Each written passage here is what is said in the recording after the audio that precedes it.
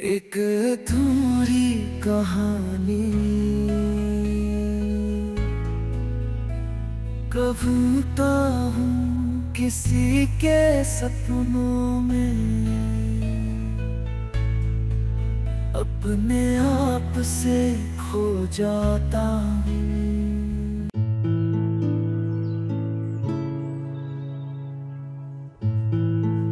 Hey guys, তো welcome back to my new fresh blog video. তো আজকের blog ভিডিওটা আমরা এখান থেকে শুরু করছি। তো এটা হচ্ছে হাওড়া মেট্রো স্টেশন, আর এই জায়গায় আমরা এসি এটা ফার্স্ট টাইম আমি এলাম। আর চলো এখান থেকে আমি যাবো এসপ্ল্যানেড মানে ধর্মতলা, ওখান থেকে হয়ে পুরো যাবো দিদার কাছে। তো পুরো ব্লগটা একটু ভালো হবে, তো তোমরা দেখতে থাকো। আর এটা হচ্ছে হাওড়া মেট্রো স্টেশন, তো চলো। এই ফার্স্ট টাইম তোমাদের সঙ্গে হাওড়ার মেট্রো স্টেশনের পুরো জিনিসটা তোমাদেরকে শেয়ার করব। দেখো, এই সিঁড়িটার নিচ থেকে কতটা নিচে যেতে হচ্ছে, আর এতটুকু নিচে গভীরের মেট্রোটা চলছে ধারণার বাইরে। এই রকম সিঁড়ি তিনবার পার হতে হবে আমাদেরকে।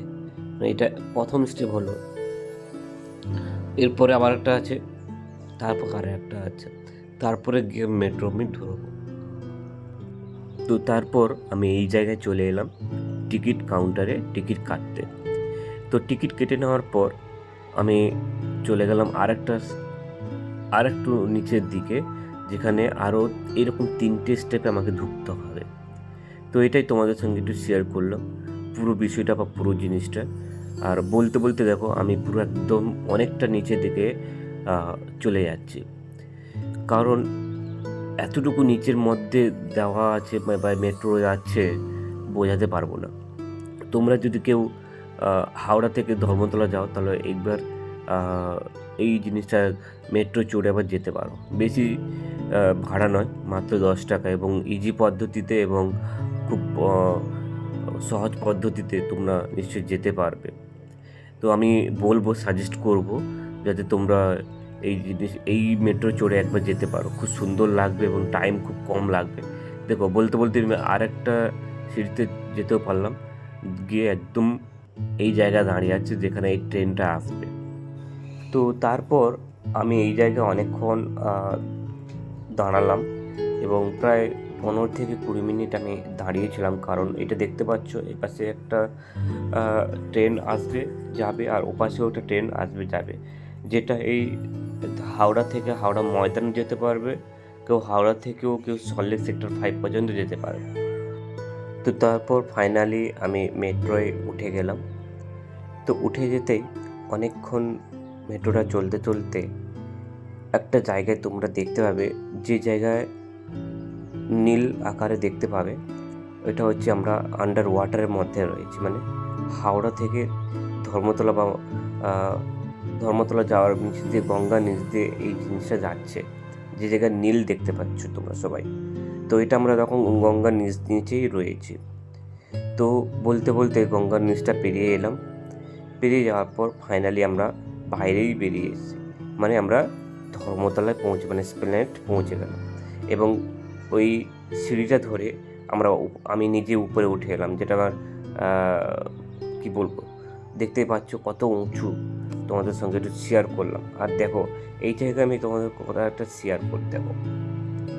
আর ভিতরে কিন্তু ক্যামেরা অ্যালাউ ছিল না। আমি যা কিছু করেছি অনেকটাই লুকিয়ে করেছি।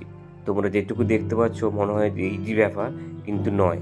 একটা ফেস যখন তুমি বাইরের ক্যামেরা করবে সম্পূর্ণ আলাদা, আর যখন তুমি ভিতরের করবে সম্পূর্ণটাই আলাদা। তো চলো, আর এটা হচ্ছে একটুখানি শেয়ার করি, এর ভিডিওটা আমি পরে একটা বলবো তোমাদেরকে পুরো কাহিনি। এখানে একজন অফিসার ছিলেন, তিনি আমাকে ভিডিও করতে দেয়নি। আর এটা হচ্ছে পুরো আন্ডার ওয়াটারে মেট্রোর পুরো ডায়াগ্রামটা হুগলি সেতু দেওয়া আছে। আর এটা হচ্ছে এসপ্ল্যানেড মেট্রোর গেট। আর এখান থেকে আমি চলে এলাম, এইখানেই বাইরে বেরিয়ে এলাম এবং পুরো জিনিসটা তোমার সঙ্গে শেয়ার করলাম, আর পুরো জিনিসটা তোমার সঙ্গে বলার চেষ্টা করলাম। তো এই সামনেটা কাজ চলছে, আর পিছনটা দিয়ে আমি ঢুকেছি, এখন রানিংটা পিছন চলছে, আর সামনে গেটটা কাজ চলছে। এখনও কমপ্লিট হয়নি।